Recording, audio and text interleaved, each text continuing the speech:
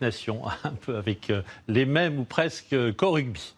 Repartons en Russie maintenant pour la dernière étape du carnet de route de Michel Izard et Bertrand Lachat. À bord du Transsibérien, ils sont partis de Moscou sur les traces de Michel Strogoff. Des paysages, des rencontres, des anecdotes qui nous ont tenus en haleine toute cette semaine. Et le voyage se termine aujourd'hui au bord du lac Baïkal, la plus grande réserve d'eau douce au monde.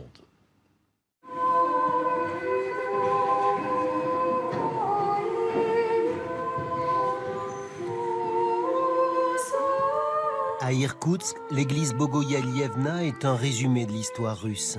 Construite en 1718 dans le style du baroque sibérien, elle a été transformée en boulangerie et appartement communautaire au début de l'ère soviétique, puis restaurée et classée monument historique dans les années 70. Avant de redevenir un lieu de culte. Pour le bedeau, Alexandre Léonidovitch, elle incarne ce qu'on appelle l'âme russe.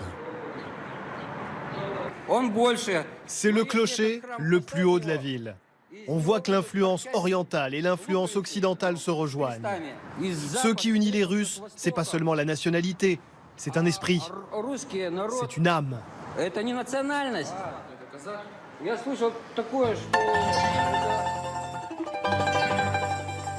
Après 5200 km de train, notre voyage se prolonge vers une merveille de la nature. Le lac Baïkal.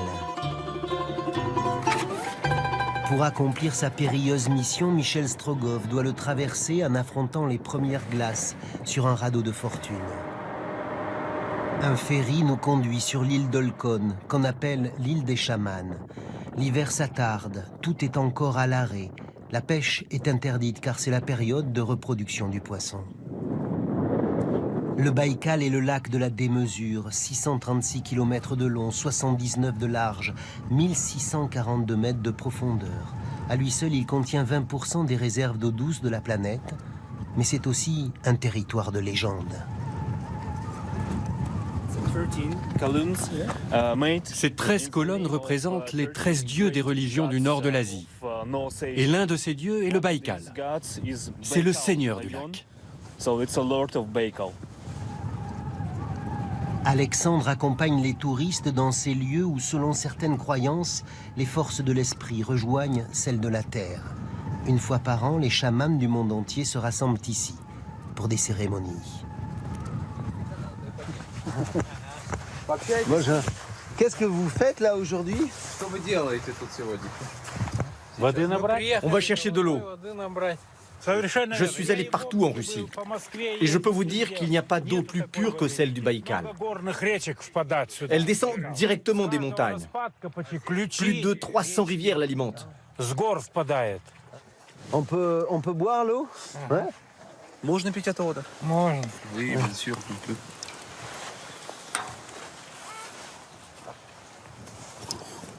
Elle est fraîche, elle est bonne. Hein.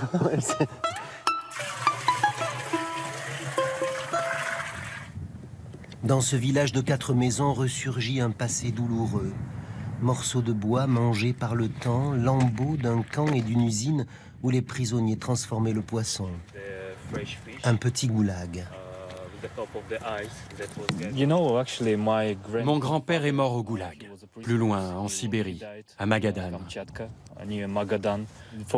Pour moi, la période des répressions sous Staline est un des moments les plus tristes de notre histoire.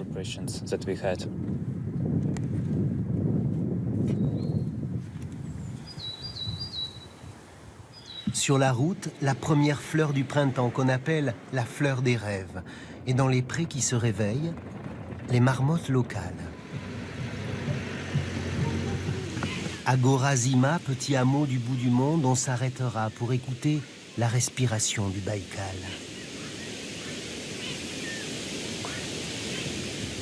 Ce moment fragile et fugitif où les dernières glaces qui le recouvrent sont en train de se déliter dans un murmure.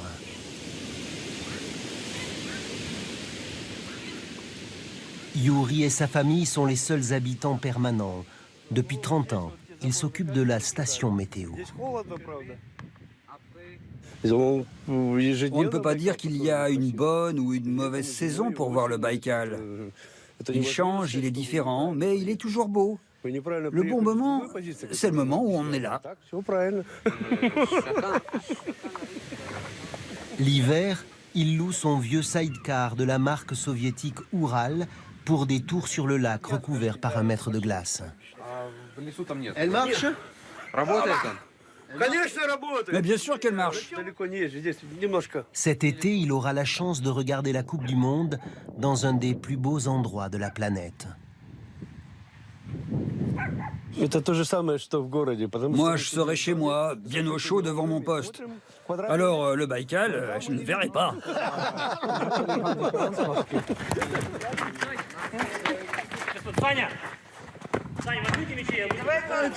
Le stade de l'île d'Olkhon, pas plus que les autres en Sibérie, n'accueillera des matchs de la compétition. Le terrain n'est pas vraiment aux normes, mais on se prépare quand même. J'attends ça avec impatience. L'Allemagne va gagner. Et pas la Russie?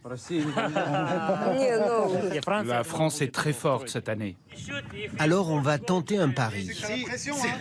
Si je marque, la France est championne du monde, d'accord?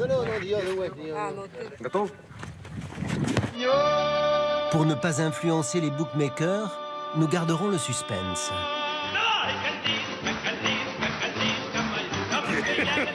Déjà, les images de ce voyage sur les pas de Michel Strogoff nous reviennent en mémoire.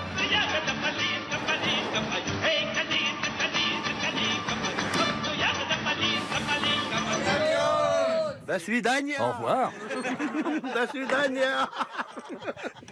Mais avant de partir, on ira faire un vœu, rêver à un résultat. Et surtout, voler encore un peu de temps au nord de l'île d'Olkhon, là où le lac est le plus large et le plus profond. Des légendes racontent que le Baïkal se met en colère si on l'appelle Monsieur le Lac. Il veut qu'on le nomme Madame la Mer. Une mer d'eau douce, mer des songes, une source, la mer des histoires. Merci bien sûr à Michel Izard, Bertrand Lachat, mais aussi un grand coup de chapeau à Thierry Gippé pour le superbe montage de cette série de très beaux reportages. La bourse de Paris, eh bien, elle est en baisse alors qu'il est, baisse de 0,20% à 5437 points. Dans un instant, la météo de Louis Baudin. À 20h, Anne-Claire Coudray qui nous fera vivre tout son week-end à l'heure russe.